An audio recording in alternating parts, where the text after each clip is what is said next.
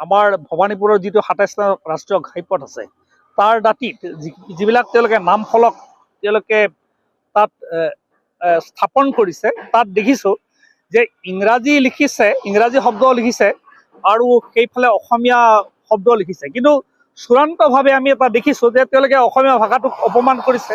আমাৰ স্থানীয় যিখিনি আমাৰ ঠাইৰ নাম তেওঁলোকে ভুলকৈ লিখিছে আৰু স্থানীয় ৰাইজৰ যিখিনি আৱেগ অনুভূতি, এই আৱেগ অনুভূতিক ৰাষ্ট্ৰীয় ঘাইপথ প্ৰাধিকৰণৰ নিচিনা একোটা সংস্থাই অপমান কৰিছে।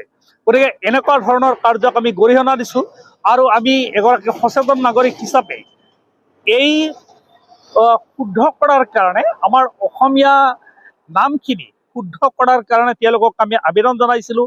অৱশ্যে আমি দেখিলোঁ যে আমাৰ অকল আমাৰেই নহয়, অঞ্চলটোৰ জনসাধাৰণৰ মাজত এই বিষয়ে চৰ্চা হোৱাত নাইবা সামাজিক মাধ্যম নাইবা সংবাদ মাধ্যমতো চৰ্চা হোৱাৰ পিছত আমাৰ বজালী জিলা আয়ুক্তগৰাকীয়ে তেওঁলোকলৈ এক নিৰ্দেশনা জাৰি কৰিছিল। কিন্তু আমি দেখা পালোঁ যে 14 তাৰিখে তেওঁ সেই নিৰ্দেশনা দিছিল, কিন্তু আজি 72 ঘণ্টা উকলি যোৱাৰ পিছতো আমি বাংলিপাৰা, মই উদাহৰণ হিচাপে মই দেখুৱাওঁ যে বাংলিপাৰা নামৰ যিখন ঠাইৰ নাম আছিলে তাত ইংৰাজী বাংলিপাৰাটো আছে আৰু তাত অসমীয়া যিটো বাঙালীপাৰা বুলি উচ্চাৰণ আছিল, লিখা আছিল, তাত ৰেডিয়াম ষ্টিকাৰ মাৰি তেওঁলোকে তাক নাইকিয়া কৰিব খুজিছে। আচলতে ৰাষ্ট্ৰীয় ঘাইপথ প্ৰাধিকৰণৰ এনেকুৱা যিটো কাণ্ড, এই কাণ্ডত আমি মৰ্মাহত হৈছোঁ আৰু আমি অনুমান কৰিছোঁ যে এগৰাকী জিলা আয়ুক্তই তেওঁলোকক নিৰ্দেশ দিছিলে যে বাঙালীপাৰা এই নামৰ উল্লেখেৰে, কিন্তু তেওঁলোকে জিলা আয়ুক্তগৰাকীৰ নিৰ্দেশকো তেওঁলোকে বৃদ্ধাংগুষ্ঠ প্ৰদৰ্শন কৰা বুলি আমি দেখা পাইছোঁ। অকল এই বাংলিপাৰা ঠাইতে নহয়, এই যদি আপোনালোকে চায়, সাংবাদিক হিচাপে যদি আপোনালোকে চায়, ইয়াৰে চৌপাশে এই ৰাষ্ট্ৰীয় ঘাইপথৰ ভৱানীপুৰৰ চাৰিআলিৰ পৰা ইফালে অৰ্থাৎ পূব আৰু পশ্চিম চাৰিওফালে আপোনালোকে এনেকৈ অসংখ্য বিভ্ৰান্তিৰে ভৰা নামবিলাক আপোনালোকে দেখা পাব।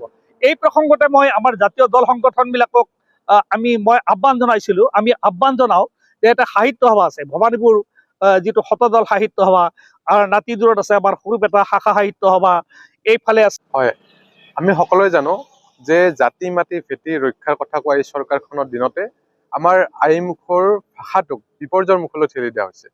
দূৰণিবতীয়া মানুহৰ সুবিধা হোৱাকৈ ৰাষ্ট্ৰীয় ঘাইপথৰ কাষত থকা ঠাইসমূহৰ নামসমূহ ফলকত শুদ্ধকৈ লগাব লাগে, কিন্তু আমি দেখিবলৈ পাইছোঁ অসমৰ বিভিন্ন প্ৰান্তত ৰাষ্ট্ৰীয় ঘাইপথৰ কাষত থকা ঠাইসমূহৰ যি নাম ফলক লগোৱা হৈছে, সেই নাম ফলকসমূহত অসমীয়া নামসমূহ অশুদ্ধকৈ লগোৱা হৈছে, যাৰ ফলত এক বিভ্ৰান্তিৰ পৰিৱেশৰ সৃষ্টি হৈছে।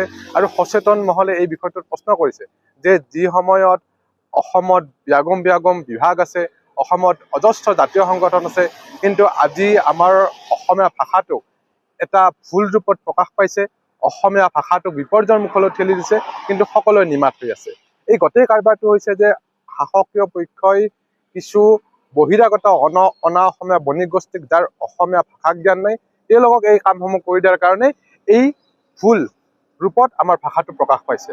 এই ক্ষেত্ৰত স্থানীয় লোকে জিলা প্ৰশাসনক ইতিমধ্যে ওজৰ আপত্তি দৰ্শাইছে আৰু জিলা প্ৰশাসনে ৰাইজক আশ্বস্ত কৰিছে যে অতি শীঘ্ৰে এইসমূহ ঠিক ঠাক কৰা হ'ব। আমি শাসকীয় দল, চৰকাৰ, আৰক্ষী প্ৰশাসন আৰু বিভাগীয় কৰ্তৃপক্ষৰ ওচৰত দাবী জনাইছোঁ যে আহি থকা দিনত কোনো কাৰণতে যাতে আমাৰ ভাষাটো ভুল ৰূপত প্ৰচাৰ বা প্ৰসাৰ কৰা নহয়।